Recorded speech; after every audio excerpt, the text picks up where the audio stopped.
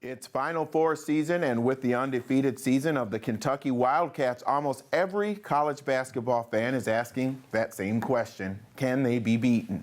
The WSJ's Jason Gay is here to discuss. Welcome to you. Thank you for having me. It's good to see you, and I noticed that in your column on this subject came up. You disclosed that you're an alumni of Wisconsin, and for the sake of full disclosure, yes, I am too. Yes. Okay. This is the least neutral panel you could possibly find to discuss the Final Four.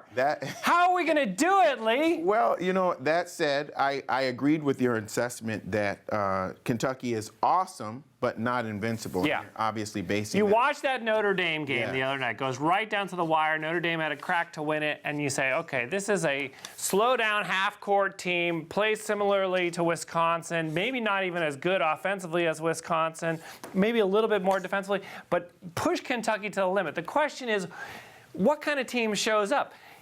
Keep in mind, Kentucky knocked the West Virginia off of West Virginia 2 days before that. They beat them by about 780 points. Yeah. If that team shows up against Wisconsin, and I don't think they will, it could be a long Saturday night for the two of us. And you mentioned that West Virginia game. There has been some major trash talking this year by the players. Kentucky blasted West Virginia, one of the freshman players, for saying that he thought that they could beat him. Yeah. And Wisconsin's Frank Kaminsky also went on Twitter and said that he thought the Big Ten had been underestimated. The Big Ten had been underestimated. We have two teams in there, Lee. That's pretty good for a conference that was much maligned heading into this tournament. But also, listen, Kentucky, what they're doing, historic. If they were to make a full run, first team to do it, undefeated since 1976, Indiana. I think it'd be an amazing thing. Not going to happen. Saturday night, the Badgers are going to end the whole thing, Lee. We're just going to, pop the champagne and...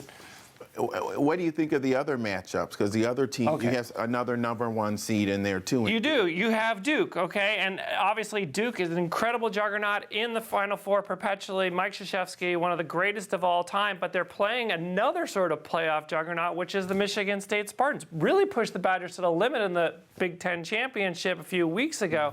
They're a very hot team right now. Nobody wants to go up against Tom Izzo.